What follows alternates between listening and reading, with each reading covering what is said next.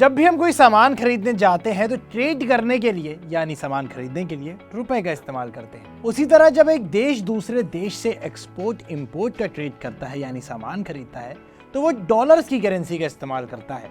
साथ ही global trade में भी डॉलर 58% शेयर होल्ड करता है। लेकिन इंडिया ने इस सिस्टम को बदलने के लिए एक नए स्टेप का यूज किया है। हाल ही में इंडिया और यूएई यानी यूनाइटेड अरब एमिरेट्स के बीच एक एमओयू साइन हुआ है, जिसके तहत इंडिया की डिपेंडेंसी यूएस डॉलर से घट जाएगी। दोनों देशों के बीच साइन हुए इस एमओयू से इंडियन इंपोर्टर्स रुपीस का इस्तेमाल करते हुए सामान खरीद पाएंगे और एमिरेट्स के इंपोर्टर्स दिरहम का इस्तेमाल करते हुए ट्रेड पूरा कर पाएंगे।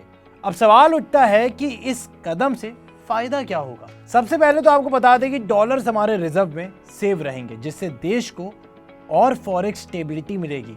दूसरा ये कि इंडिया के इंपोर्ट बिल्स यूएस डॉलर के प्राइस पे डिपेंड नहीं करेंगे, यानी अगर डॉलर का ग्लोबल प्राइस इंक्रीज होता है तो हमारे ट्रेड्स पे इसका डायरेक्ट इफेक्ट पड़ता था, जो कि इस ट्रेड के बाद खत्म हो जाएगा। न केवल यूएई बल्कि और देश जैसे इंडोनेशिया, बांग्लादेश और मिडिल ईस्ट के कई सारे देशों में डॉलर की वोलेटिलिटी से परेशान होकर रुपये का स्वागत करा है। यूएई के साथ भारत की यह डील एक काफी बड़े करेंसी बूस्ट का काम भी कर रहा है। इसके 3 मेन रीजंस हैं।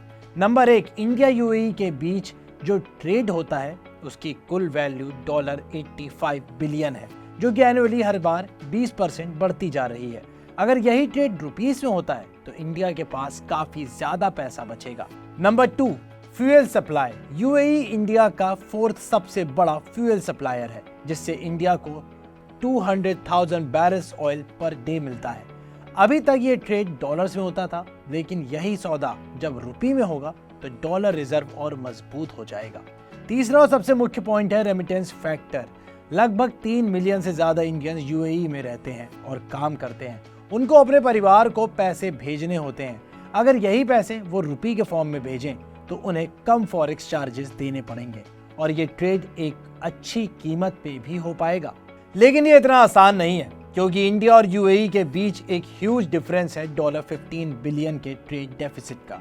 यानी हम यूएई से खरीदते ज्यादा हैं और उन्हें बेचते कम है।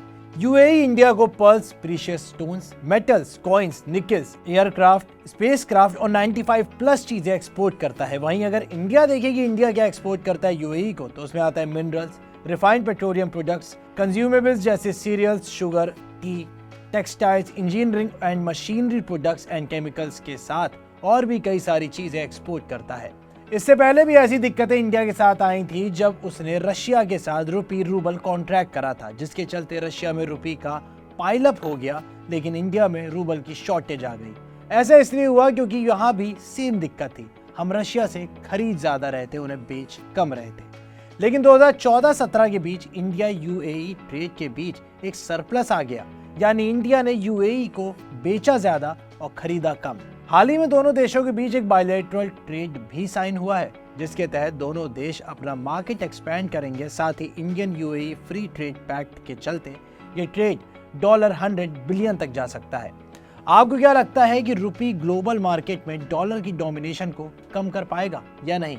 हमें कमेंट करके इसे जरूर बताएं और ऐसी तमाम काम की खबरों के लिए पैसा लाइव को सब्सक्राइब करना मत भूलिएगा।